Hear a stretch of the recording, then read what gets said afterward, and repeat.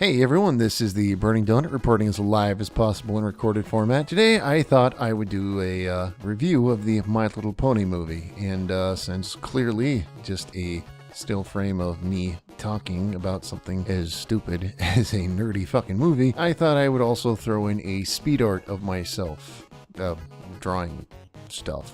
So, the picture is going to be an anthropomorphic Commander Tempest. Her outfit is going to be loosely based off of Psylocke from the X-Men. And kind of a pin-up-y kind of style, you know, trying to be all like, look at how sexy she is and show off them booties, show off them boobies, you know what I'm saying? I watched the movie and, everyone's first question is always, is it good or is it bad? Okay, story-wise, I gotta tell you, it ain't all that great. It's if you're going in expecting something we haven't seen before, you're not going to get that with this movie. It is very predictable. Everything about this movie, from beginning to end, totally 100% predictable. Now myself, I am a little bit more lax when things are, I'm a little bit more lax if the movie looks good and is animated well and is enjoyable to watch. So sometimes a lot of that doesn't matter too much to me, but it is noticeable. If you're not already a fan of My Little Pony, this movie is not going to convince you. It's okay. Well, obviously I'm talking about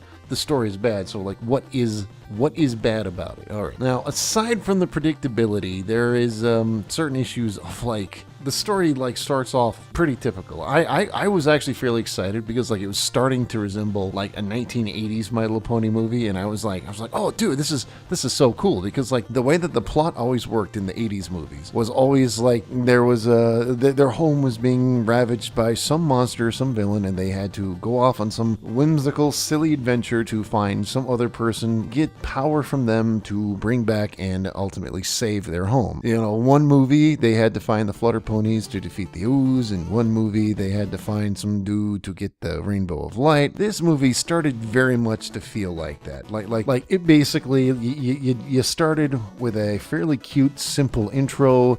It starts off with this cover of We Got the Beat, and a lot of people didn't like it. I thought it was okay, because it's it could have been much worse for me.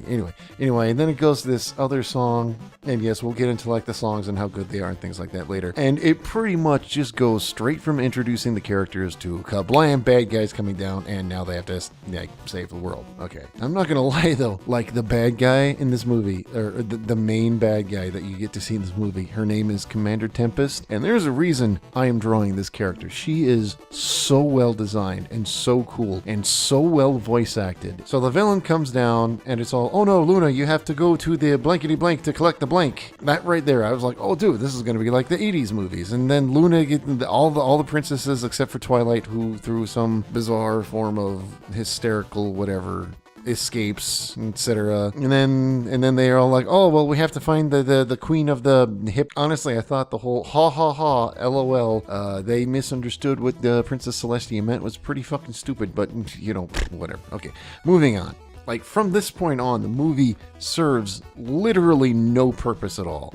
They wander off. It's not like they've been further than anyone has ever been before, and they've probably been gone a half a day, if even that. And it's what? That basically means that from here, I suppose, if you suppose Equestria is a country, that basically means I walked single-handedly myself from here to maybe Southern California in a half a day, and I don't think so. This movie seemed to have a lot of problems that I felt like Moana had, for instance, where there's just nothing feels consequential. It's the entire world is kind of still existing just fine, even though it's supposedly all under the wrath of the Storm King, and and it just didn't feel very important. The entire thing just felt you're yay, watching ponies, yay. Who the extra characters brought into this thing are almost virtually inconsequential. They serve quite literally no purpose. Remember I was telling you where they had to go and find the queen of the hippos and stuff because of what Celestia said? Well, those characters literally serve no purpose. They found them, found out that they couldn't get what they wanted from them, and came back home and beat the bad guy anyway. like literally. The only purpose they served was to get them out of town for a little bit. It was like, what the fuck? I guess that's enough talking about how bad the movie is. Well, okay, there's one more thing. Like, every new character introduced basically feels like it was introduced just to have a celebrity voice actor. That's it. They served ultimately no purpose except for the bad guys. Holy crap.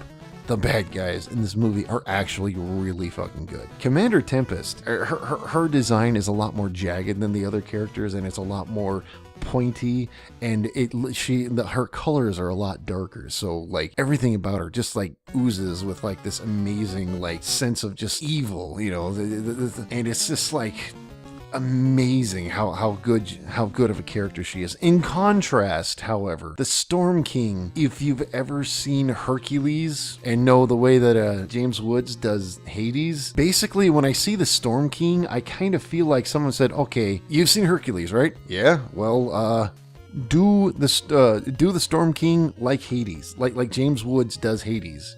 And it's like just kind of like a lesser version of that, and it isn't quite as intimidating, I guess. It is kind of cool, like when Tempest and the Storm King interact with each other, like you can tell that she absolutely does not like this guy, and this guy absolutely doesn't give a fuck about her. There's like this point where like he walks by and like kind of patronizingly pets her on the head like a dog. I'm like, fuck, dude, what an asshole.